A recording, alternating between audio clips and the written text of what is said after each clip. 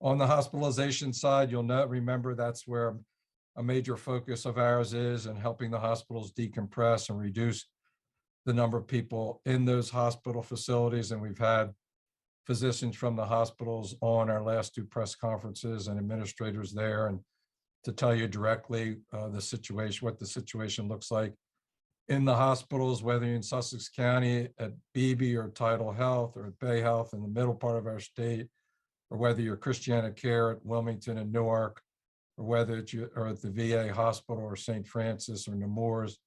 All our hospitals have more COVID patients than they've ever had in the last 2 years, and their overall census is as high as it's been as well. So that's where our primary focus is. We did have National Guard help this week. We'll talk a little bit about that.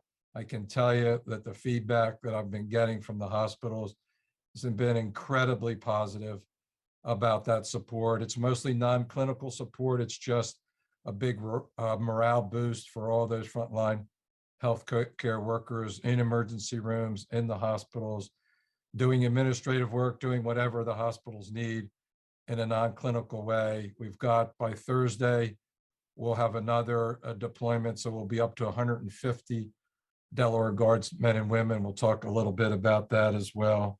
So we're at 683 in terms of the total number in hospitals. That's down from 759.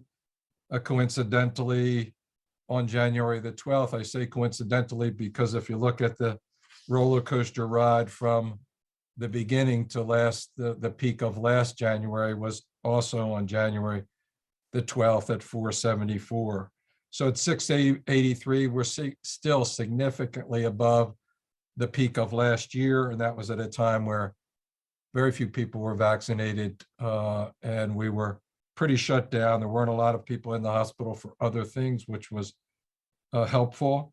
Now, lots of other folks in the hospital for other conditions. You can see that in the next slide where you see the gray is for those hospitalized, and the number that we've reached there on January the 10th was the highest number that it's been over the last 2 years since COVID.